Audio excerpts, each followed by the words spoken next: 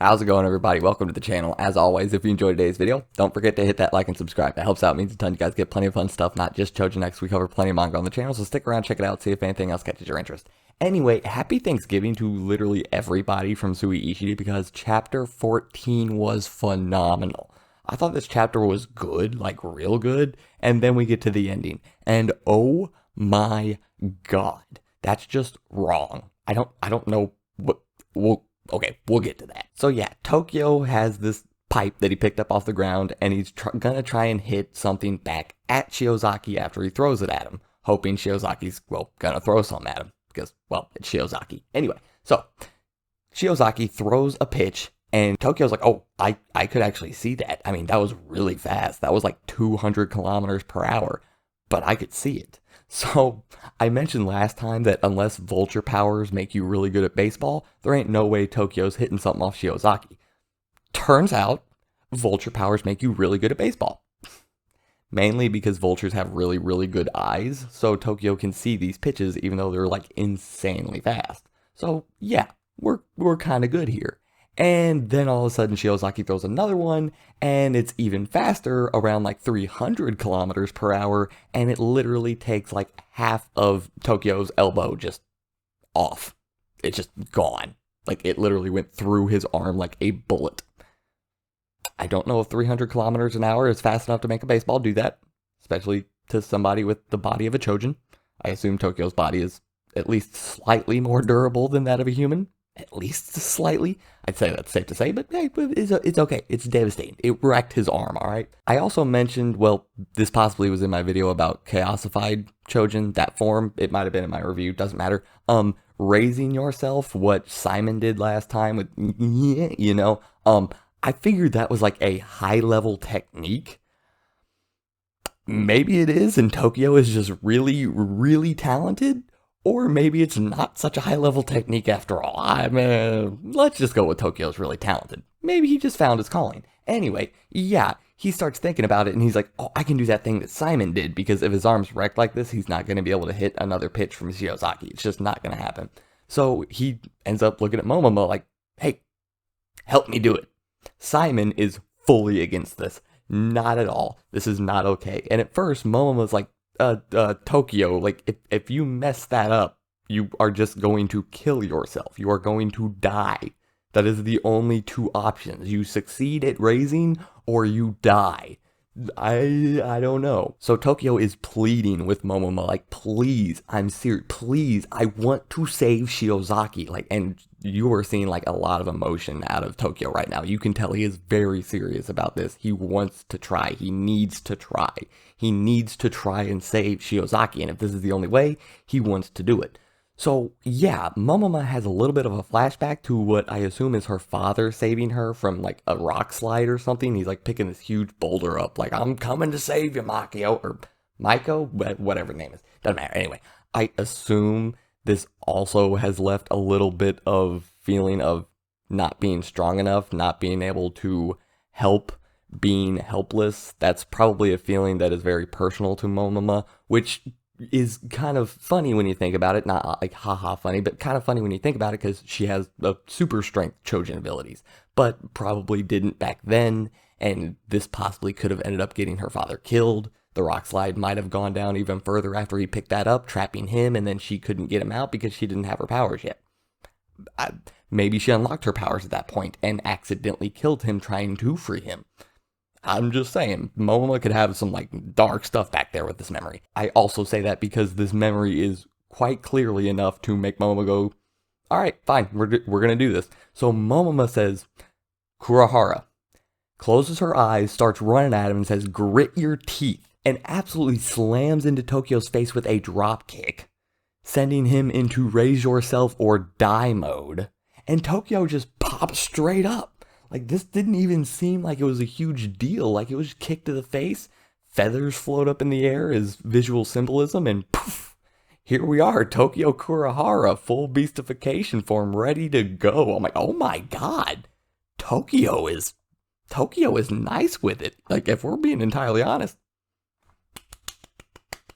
props to Tokyo. That was awesome. And we know Tokyo used to play baseball back in the day, but it turns out he really did have like an actual enjoyment for the game. He wasn't just playing it because Azuma was. Maybe that's why he joined up in the first place, but it seems like he actually developed a liking for the game of baseball, which baseball is very popular in Japan, so this isn't entirely surprising. So yeah, he also like studied the hell out of Shiozaki. This also kind of makes sense. I mean, Shiozaki's like a prodigy around their area, or was a prodigy around their area. So if you like baseball and you're a similar age, yeah, you probably know about Shiozaki a lot. And Tokyo also says, nobody beats me. I am unbeatable when it comes to worshiping someone. That was hilarious. That was easily the funniest moment of the chapter, because when you think about Azuma and now you realize that Tokyo like worshipped Shiozaki's sinker pitch. So yeah, Shiozaki in full beastification form is sitting there like, please make it a sinker. Please make it a sinker, because he has literally watched this pitch over and over and over from like every different angle that it's been recorded from.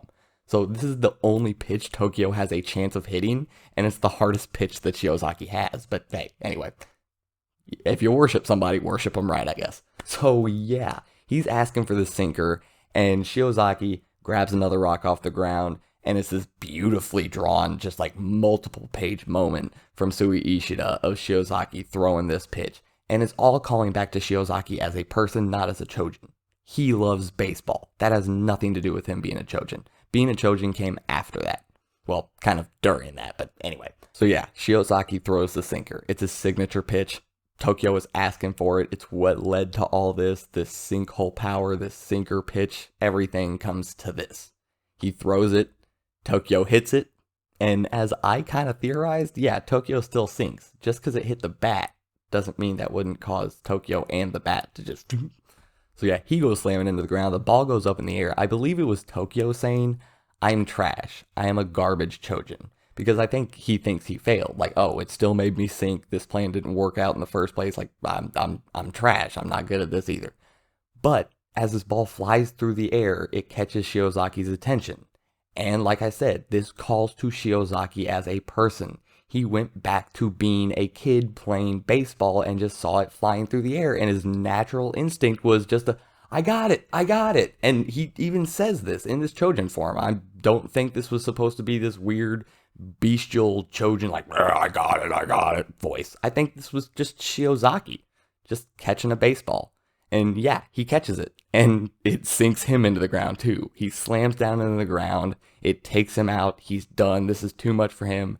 And this moment, taking him back to what he loved, took him back to his normal form too. And Tokyo was able to save him at the end of the day. So this was absolutely wonderful. I loved this so much. Calling back to Shiozaki as a person brought him back to being a person. He wasn't too far gone. This is kind of where I figured this was going, but yeah, I loved it. So Mr. Sato is on the scene. This is somebody we have seen briefly before, but he is a keeper from Yamato Mori. I can't remember. Keeper from Yamato Mori, kind of like Sandak, I believe. But anyway, he is impressed with Ellie and Tokyo and thinks they should enlist them into Yamato Mori by force if they have to.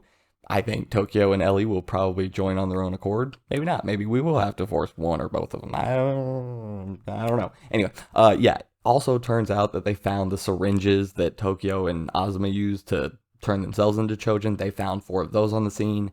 They were what were used to turn Shiozaki's accomplices into those face hand people. Yeah, anyway, Mr. Sato even brings it up. He's like, well, it's not like they really won the lottery when it comes to the powers they got, so we're not going to worry about them. We're just going to take them in. They'll be fine. You know what I think I just realized? Yes, I put my sweater back on. Leave me alone. It's cold. You know what I think I just realized about those guys with the like face, head, hand things, the accomplices to Shiozaki? I think I just realized they had hands for faces after they got their powers because they're thieves. So they take a 5-finger discount on everything. So they got the hands for heads with 5 fingers. I think that's what Sui Ishida was going for there, and that's actually kind of hilarious. So yeah, anyway. But it is more important the fact that somebody's intentionally making Choujin. But then they say something interesting. They say the creature of the tower kindles the flames once again. We are talking about that radio tower that splits the high-end places and the low-end places. Yeah, that one in the middle. And we cut over there, and Chandra Hume, the guy who was in Chapter 2 and Chapter 1 messing with Ellie with the smoke powers, he is there, and it says, "Do you feel it?" And then we see, what is that? Excuse me, what is that thing? It has wings. It's like a really big person body, but semi-weird proportions, and it has like forearms and hands for a head, and it kind of looks like there's a mouth coming out of the hands. What is that thing? What in the hell is that? And it's, do you feel that? It's like the birth of my beasts are at hand, or whatever. What is that thing? Is that thing where Choujin come from? Is that thing like the original Choujin?